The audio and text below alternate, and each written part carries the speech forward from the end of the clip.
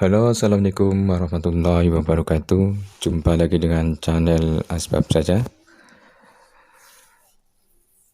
Pada kesempatan kali ini, pada saat ini, dengan izin Tuhan, yang mendengar, yang menonton video ini dalam keadaan sehat, kaya, dan bahagia.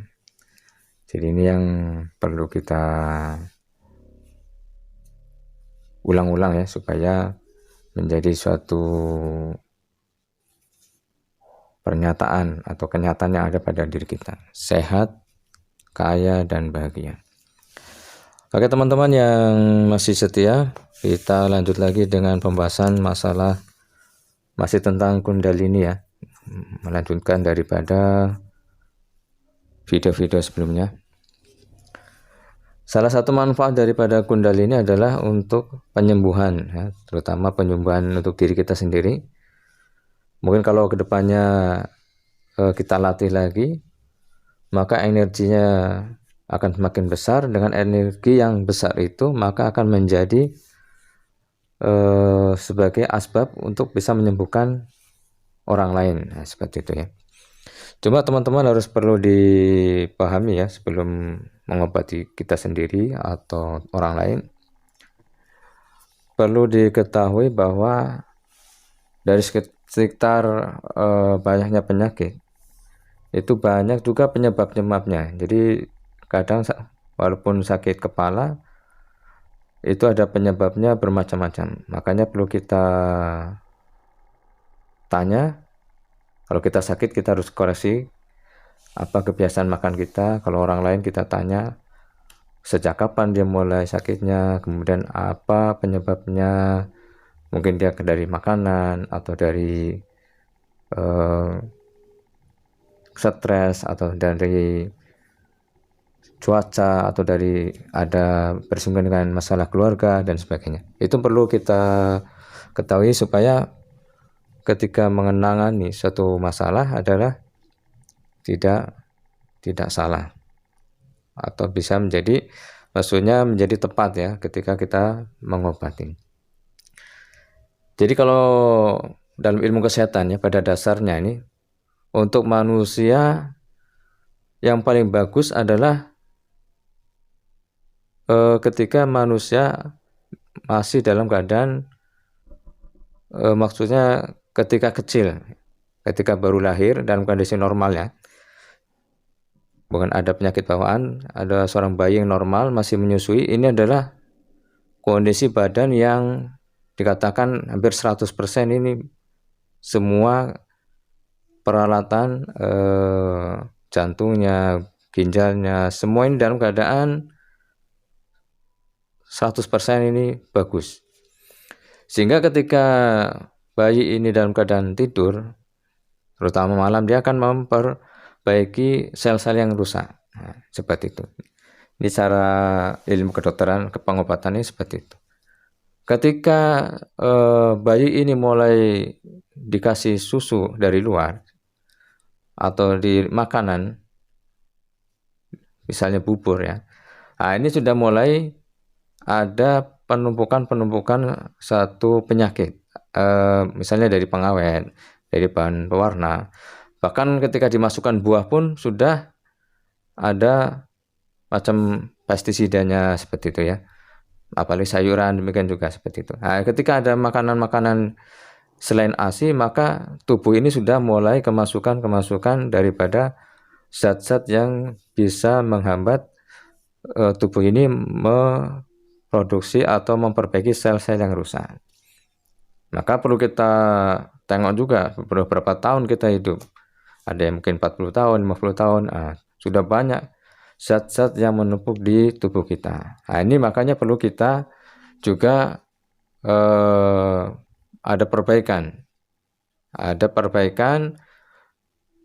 daripada sel-sel yang rusak.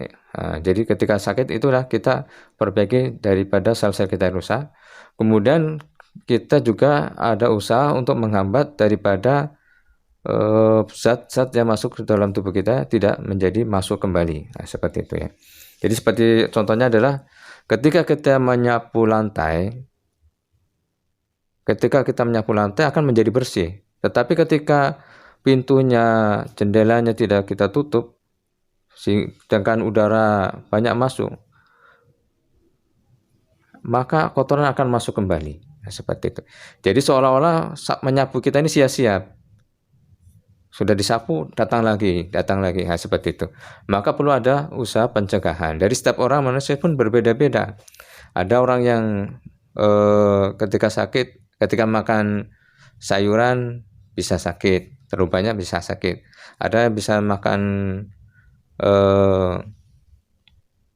makanan yang daging itu bisa sakit. Nah, seperti itu.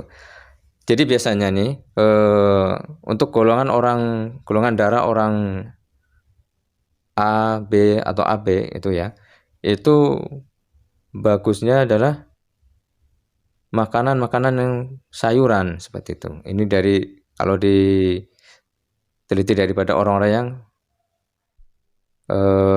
pengobatan ya. Kemudian orang-orang darah O itu bagusnya adalah makanan yang paling bagus adalah untuk daging-daging seperti itu.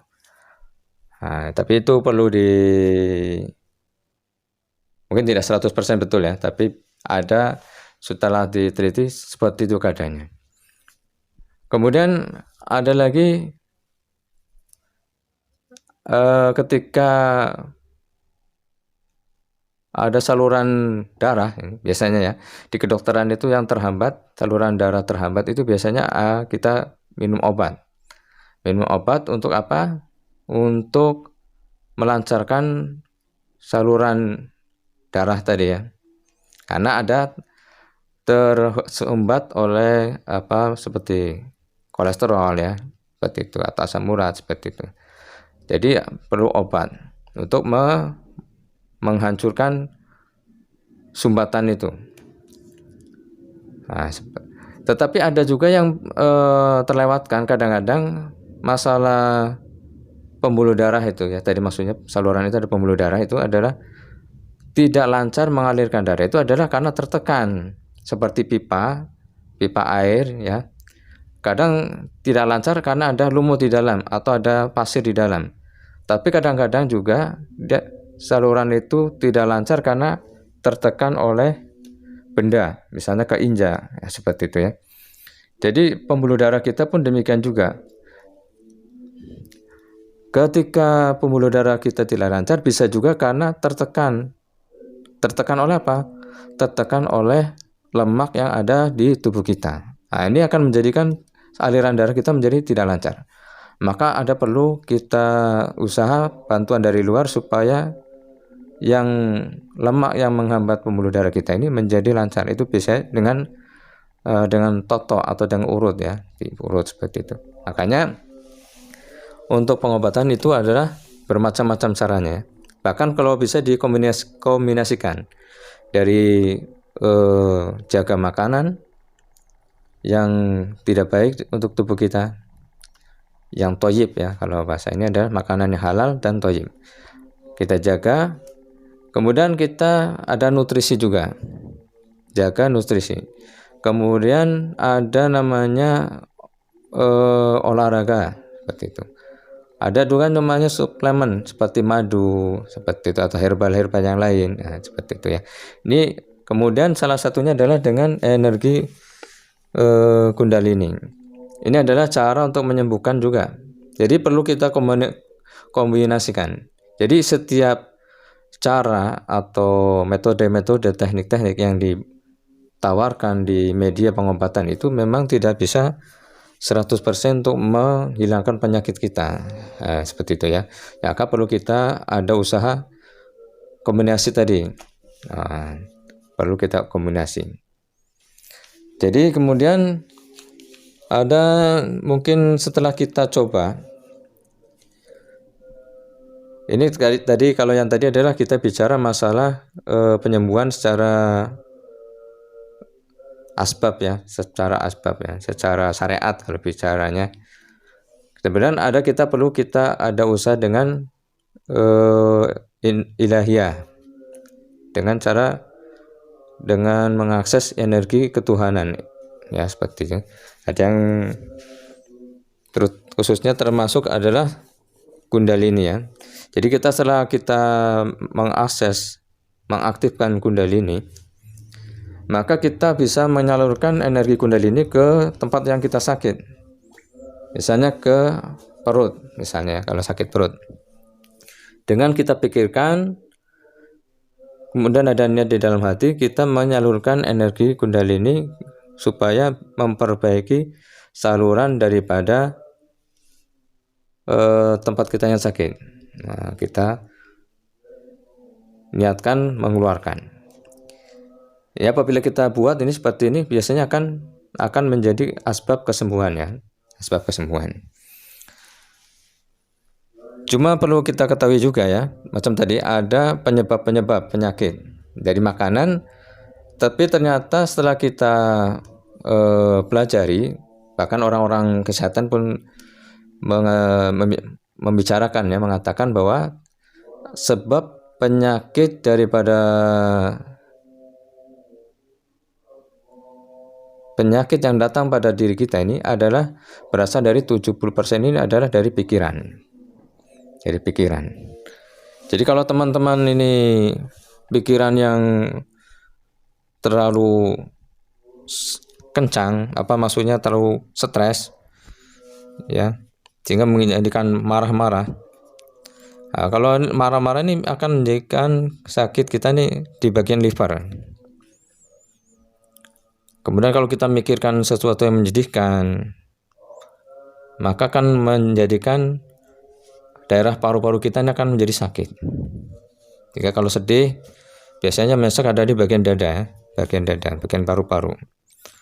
Kemudian ketika kita merasa ketakutan, mungkin takut nggak makan, takut gaji nggak cukup, seperti itu. Biasanya itu akan mengarah kepada ginjal.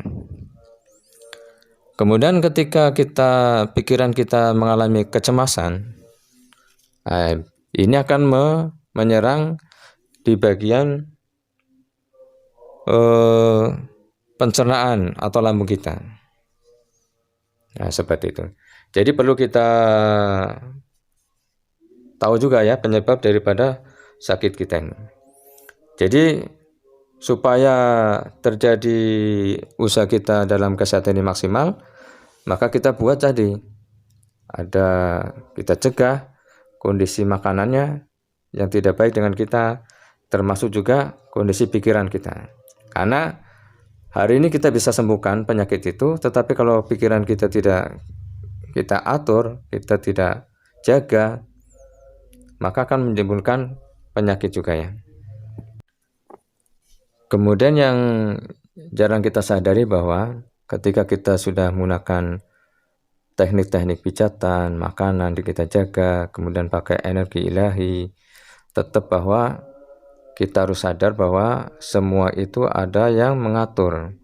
Walaupun kita menggunakan energi ilahi untuk menyembuhkan ya, tetap saja keputusan sembuh atau tidaknya adalah tetap di tangan Tuhan.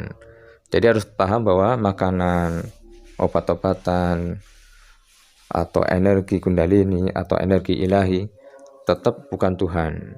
Nah, jadi kalau kemudian teman-teman ini setelah berobat, hari ini sembuh, kemudian sakit lagi, maka bisa saja ada maksud daripada Tuhan yang akan menjadi lebih baik daripada kita, untuk kita maksudnya ya.